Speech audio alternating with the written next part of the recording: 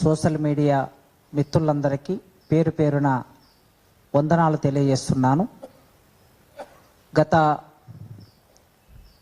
30 సంవత్సరాలుగా మీ రాత, మీ విజువలైజేషన్ మా ఉద్యమానికి అండదండగా నిలబడింది.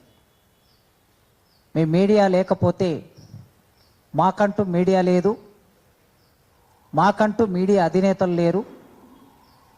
కానీ ఇదొక సామాజిక న్యాయంతో కూడుకున్న డిమాండ్ అని మీరందరూ భావించటం వలన పతాక శీర్షికలుగా ఎన్నడూ 30 ఏళ్ల కిందట మా వర్గాల పేర్లు, మా కులాల పేర్లు, మా నాయకుల పేర్లు పత్రికల్లో, టీవీలలో వచ్చిన సందర్భం లేదు. కానీ 30 ఏళ్ల ఉద్యమం ఎప్పుడైతే మొదలైందో 1994 నుంచి ఆ ఉద్యమం మొదలైనప్పటి నుంచి మీరు మా నాయకత్వాన్ని, మా కార్యకర్తల్ని, మా పోరాటాన్ని పతాక శీర్షికలుగా రాసి ఈ మొత్తం సమాజం మద్దతు కూడగట్టడానికి మీరు చేసిన ప్రయత్నానికి మొట్టమొదలు మా తరపున మొత్తం 1 కోటి మంది ఆంధ్రప్రదేశ్ రాష్ట్రంలో, తెలంగాణ రాష్ట్రంలో కలిపి 1 కోటి మంది మాదిగల తరపున మీడియాకి నేను కృతజ్ఞతలు తెలియజేస్తున్నా. ఇక ఆ తర్వాత ఈ ఉద్యమాన్ని ఎక్కడ ఎన్ని ఆటుపోట్లు వచ్చినా, ఎన్ని సవాళ్ళు వచ్చినా వాటన్నిటిని ఎదుర్కొంటూ గట్టిగా నిలబడి, నిటారుగా నిలబడి, విశ్రాంతి లేకుండా 30 ఏళ్ళు ఎక్కిన గడప ఎక్కి, దిగిన గడప దిగి, ఒప్పించి న్యాయమైన డిమాండ్ కోసం కృషి చేసిన ఈ ఫలితం వచ్చిన ఈ సందర్భంలో ఈ మొత్తానికి నాయకత్వం వహించిన మందకృష్ణ మాదిగన్నకి ఈ సందర్భంగా మాదిగ ఇంటలెక్చువల్స్ ఫోరం తరపున కృతజ్ఞతలు తెలియజేస్తున్నా. ఇక 3వ వ్యక్తి, ఒకవైపు మీడియా, మరోవైపు ఉద్యమం, ఉద్యమ నాయకత్వం. ఎంత ఉద్యమం చేసినా ఆ ఉద్యమాన్ని ఎక్కడో ఒక చోట లాజికల్ ముగింపు పలకవలసింది ప్రభుత్వమే. అది కేంద్ర ప్రభుత్వమైనా, రాష్ట్ర ప్రభుత్వమైనా తార్కికమైన ముగింపు పలకాలి. ఆ తార్కికమైన ముగింపు పలకాలంటే చట్టసభలే ఆ పని చేయాలి. ఆ నేపథ్యంలో ఇప్పటి వరకు మాదిగలని, మాదిగల ఓట్లని అనేక పార్టీలు, అనేక మంది ముఖ్యమంత్రులు తమ రాజకీయ ప్రయోజనాల కోసం వాడుకున్నారు. 94లో వర్గీకరణ ఉద్యమం మొదలైనప్పుడు కోట్ల విజయభాస్కర్ రెడ్డి గారు ముఖ్యమంత్రి. ఆ తర్వాత కొద్ది నెలల్లోనే ఎన్టీ రామారావు ముఖ్యమంత్రి. ఆ తర్వాత కొద్ది నెలల్లోనే చంద్రబాబు నాయుడు ముఖ్యమంత్రి అయ్యాడు. ఆ తర్వాత రాజశేఖర రెడ్డి గారు ముఖ్యమంత్రి అయ్యారు. ఆ తర్వాత రోషయ్య గారు ముఖ్యమంత్రి అయ్యారు. కిరణ్ కుమార్ రెడ్డి గారు ముఖ్యమంత్రి అయ్యారు. ఆ తర్వాత కేసీఆర్ గారు ముఖ్యమంత్రి అయ్యారు. ఇప్పుడు రేవంత్ రెడ్డి గారు ముఖ్యమంత్రి అయ్యారు. ఇట్లా ఈ వరుసలో 1/2 డజనుకు పైగా ముఖ్యమంత్రులు అయ్యారు. ఈ 1/2 డజను ముఖ్యమంత్రుల్లో కేవలం చంద్రబాబు నాయుడు మాత్రమే వర్గీకరణ చట్టాన్ని తీసుకొచ్చి మాదిగలకి న్యాయం చేశాడు. ఒక 4 సంవత్సరాలు. ఈ 4 సంవత్సరాలు న్యాయం జరిగిన సందర్భంలో వర్గీకరణ ఫలితం వలన ఉద్యోగం పొంది, అసిస్టెంట్ ప్రొఫెసర్ ఉద్యోగం పొందిన ఒక 2, నేను ప్రొఫెసర్ సి కాసిమ్గా నేను, ప్రొఫెసర్ మల్లేశం గారు ఈ వేదిక మీద 2000 సంవత్సరంలో వర్గీకరణ చట్టం వచ్చినప్పుడు ఫలితాన్ని పొందిన వాళ్ళం ఈ వేదిక మీద ఉన్నాం. ఆ తర్వాత వచ్చిన ముఖ్యమంత్రులందరూ చట్టం చేస్తామని తిరిగారు తప్ప ఎవ్వరు మాదిగల కోసం చట్టం చేయలే. ఎన్నికలు వచ్చినప్పుడల్లా ఓట్లు వేయించుకున్నారు, ప్రలోభ పెట్టారు, హామీలు ఇచ్చారు. మాదిగలు ఆశపడ్డారు. రాజశేఖర రెడ్డి చేస్తారని ఆశపడ్డాడు, రోషయ్య చేస్తారని ఆశపడ్డారు, చివరికి కేసీఆర్ చేస్తారని ఆశపడ్డారు. కానీ ఎవ్వరూ చేయలే. మాటలు మాత్రం ఇచ్చారు, హామీ మాత్రం ఇచ్చారు. కానీ ఆనాటి నుంచి నాకు తెలిసి కనీసం 2005-6 నుంచి రేవంత్ రెడ్డి గారు మాదిగ ఉద్యమం పట్ల సానుభూతితో ఉన్నాడు. స్వయంగా ఆయన, నేను చాలా వేదికలు షేర్ చేసుకున్నాం. ఢిల్లీలో మాదిగ విద్యార్థులు ఎంఎస్ఎఫ్ అనే సంఘం సభ జరిపితే 10,000 మందితో ఆ సభా వేదిక మీద పార్లమెంటు నుంచి ఎంపీగా కాంగ్రెస్ పార్టీ తరఫున రేవంత్ రెడ్డి గారు వచ్చారు. నేను మందకృష్ణ అన్న వేదిక మీద ఉన్నాం. ఆ ఢిల్లీ సభకు వచ్చి మాట్లాడాడు ఆయన రేవంత్ రెడ్డి గారు. నేను మాదిగల పక్షం, న్యాయం పక్షం, సామాజిక న్యాయం పక్షం. మా ఊరిలో మాదిగలు నాకు స్నేహితులున్నారు. వ్యవసాయ పనుల్లో మేము భాగంగా ఉంటాం. నేను జెడ్పీటీసీ గెలవడానికి, తర్వాత ఎమ్మెల్సీగా గెలవడానికి, తర్వాత నేను ఎంపీగా గెలవడానికి మాదిగలే కారణమయ్యారు. వాళ్ళ పట్ల నాకు సానుభూతి ఉంది. ఆ బాధని నేను అర్థం చేసుకోగలను. ఖచ్చితంగా నేను అధికారంలోకి వస్తాను, వచ్చిన తర్వాత పరిష్కరిస్తాను అని ఢిల్లీలో మాట్లాడాడు. ఆ తర్వాత ఇక్కడనే మా అన్న పురుషోత్తం గారు, ప్రొఫెసర్ పురుషోత్తం గారు, ఆయన పుస్తకం రాశాడు. ఆయన జీవితాన్ని కలిపి ఒక పుస్తకం రాస్తే ఆ పుస్తక ఆవిష్కరణ సభ ఇదే ప్రెస్ క్లబ్లో జరిగింది. ఈ ప్రెస్ క్లబ్లో ఆయన సభకు వచ్చాడు ముఖ్య అతిథిగా. నేను ఆ వేదిక మీద ఉన్నా. ఆనాడు నేను అడిగాను, ఆ రోజు మీరు మాట్లాడిన మాట ప్రకారం, ఢిల్లీలో మాట్లాడిన మాట ప్రకారం మా బాధ, పురుషోత్తం గారు ఉద్యమం మొదలైనప్పటి నుంచి మాతో ఉన్నారు, ఈ సమస్యని ఈ పుస్తకంలో వ్యక్తమైంది, ఈ తెలంగాణ సమస్య పుస్తకంలో వ్యక్తమైందంటే ఆ రోజు కూడా రేవంత్ రెడ్డి గారు నేను మాదిగలకి న్యాయం చేస్తానని హామీ ఇచ్చాడు. ఆ తర్వాత పార్టీ నాయకుడయ్యాడు, కాంగ్రెస్ పార్టీ నాయకుడయ్యాడు, పిసిసి ప్రెసిడెంట్ అయ్యాడు. టిపిసిసి ప్రెసిడెంట్ అయిన తర్వాత జరిగిన చాలా సభల్లో ప్రకటించాడు. దానితో పాటు ఎన్నికల మేనిఫెస్టో, ఎన్నికలు వచ్చినప్పుడు ఎస్సీ ఎస్టీ ఎన్నికల మేనిఫెస్టో ప్రకటించినప్పుడు చేవెళ్ళే డిక్లరేషన్ అంటాం దాన్ని, మల్లికార్జున ఖర్గే గారు ఆ డిక్లరేషన్ ఇచ్చారు. ఆనాడైన మొదటి పాయింట్ ఏముందంటే ఎస్సీ రిజర్వేషన్ వర్గీకరణ అనే ఉంది. ఈ మొత్తం ప్రాసెస్లో రేవంత్ రెడ్డి గారు తన చిత్తశుద్ధిని ప్రదర్శించాడు, తన కమిట్మెంట్ను ప్రదర్శించాడు. ముఖ్యమంత్రులు, ఇతర ముఖ్యమంత్రుల ఉదాహరణ ఎందుకు చెప్పారంటే ఆ ముఖ్యమంత్రులందరూ కూడా మాదిగల ఓట్లు వేయించుకోవడానికి ప్రయత్నం చేశాడు. కానీ ఈయన తన కమిట్మెంట్ను మాదిగల పట్ల ప్రదర్శించినందుకు మాదిగ జాతి, మాదిగ కులము, ఈ కులము కృతజ్ఞత లేని కులం కాదు. చిన్న పని చేస్తే గుండెల్లో పెట్టుకునే కులం ఇది. చంద్రబాబు నాయుడు వర్గీకరణ చేస్తే 10 సంవత్సరాలు ఆయనను ముఖ్యమంత్రిగా నిలబెట్టింది మాదిగలే.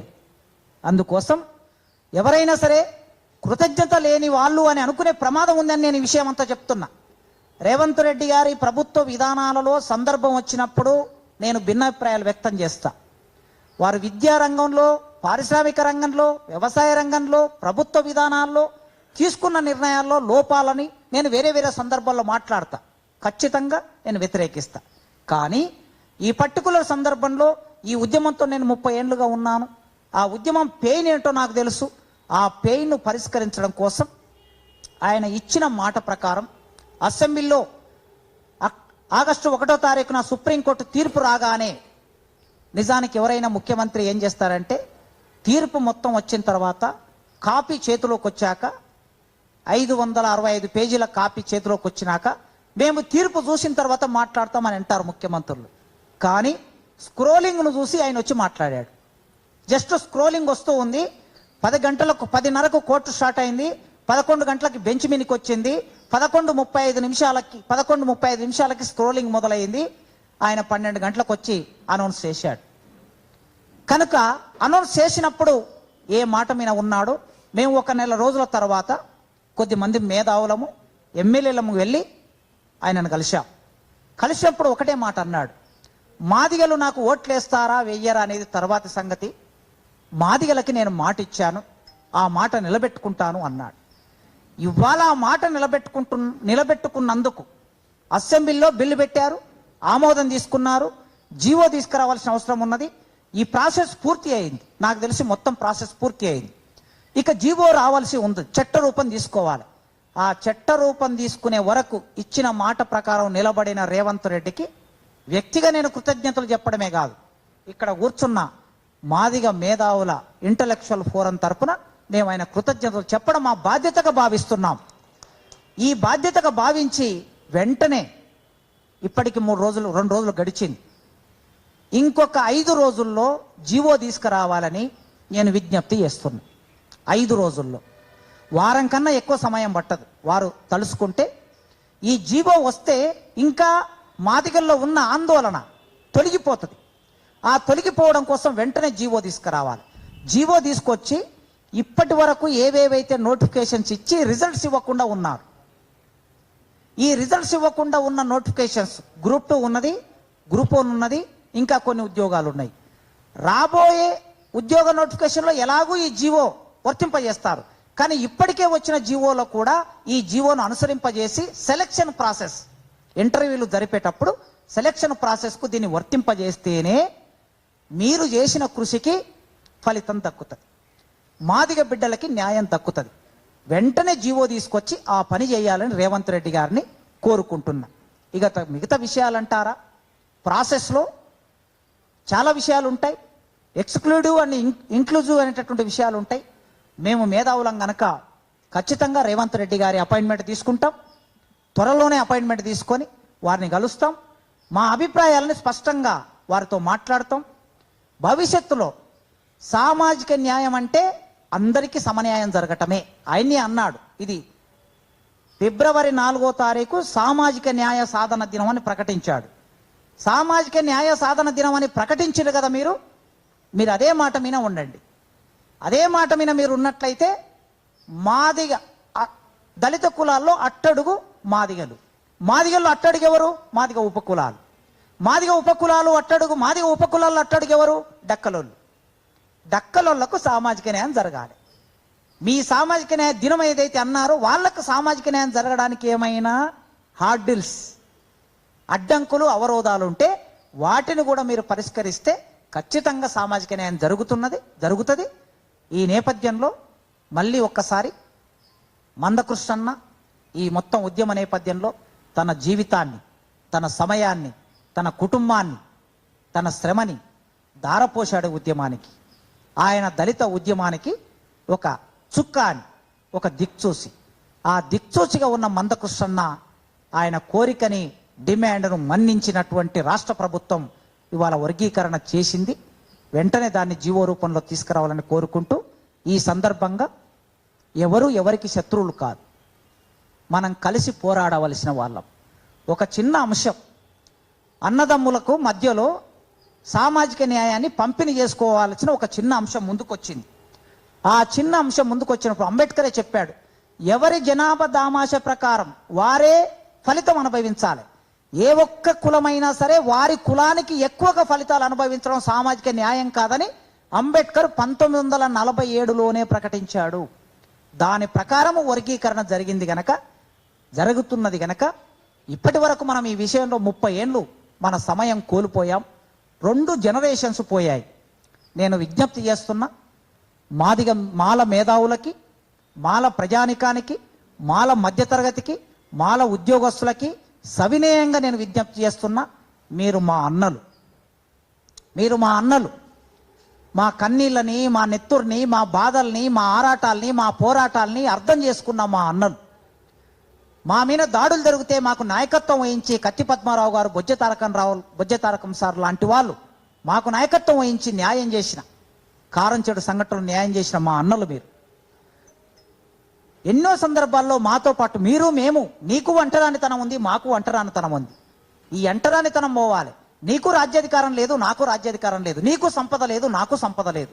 నీకు సంపద కావాలి, నాకు సంపద కావాలి. నీకు ఉద్యోగాలు కావాలి, నాకు ఉద్యోగాలు కావాలి. అల్టిమేట్గా రాజ్యాధికారం కావాలి. దానికోసం 1 కోటి మేమున్నాం. 1 కోటి మేముంటే కనీసం అందులో 60-70 లక్షలైనా మీరు ఉంటారు 2 రాష్ట్రాల్లో. 1 కోటి జనాభా 60-70 లక్షలు కలిస్తే 1,70,00,000 అవుతుంది. శత్రువు వచ్చినప్పుడు కౌరవులకు పాండవులకు మధ్యన ఘర్షణ ఉన్నది. కానీ 3వ శత్రువు వచ్చినప్పుడు కౌరవులు పాండవులు ఒకటే అని అన్నాడు భీష్ముడు. ధర్మరాజు మనిద్దరం ఒకటే కనుక మన మధ్యన సమస్య వచ్చింది, మనం మాట్లాడుకున్నాం, పరిష్కరించుకున్నాం. భవిష్యత్తులో రాబోయేది పోరాటంలో మనిద్దరం ఒకటి. ఈ కాలంలో తెలిసో తెలియకో, ఆవేశంతోనో బాధతోనో మా వైపు నుంచి ఎవరైనా, విద్యార్థులైనా, మేధావులైనా, ఉద్యమ నాయకత్వమైనా మీ మనసు నొప్పించుంటే నేను క్షమాపణ అడుగుతున్నా. ఈ మొత్తం 30 ఏళ్ల కాలంలో తమ్ముడిగా మీ మనసు ఎక్కడైనా మా మాటల్లో, మా చేతల్లో మీ మనసు నొప్పించుంటే మీరు బాధపడకండి, నేను క్షమాపణ కోరుతున్నా. మన ఇద్దరం అన్నదమ్ములుగా ముందుకు వెళ్దామని కోరుకుంటూ ఈ సమావేశానికి వచ్చిన మీ అందరికీ పేరు పేరున వందనాలతో థ్యాంక్ యూ. ఈ యొక్క వర్గీకరణ సమస్యను ఓన్లీ సామాజిక న్యాయంగానే చూడాలి తప్ప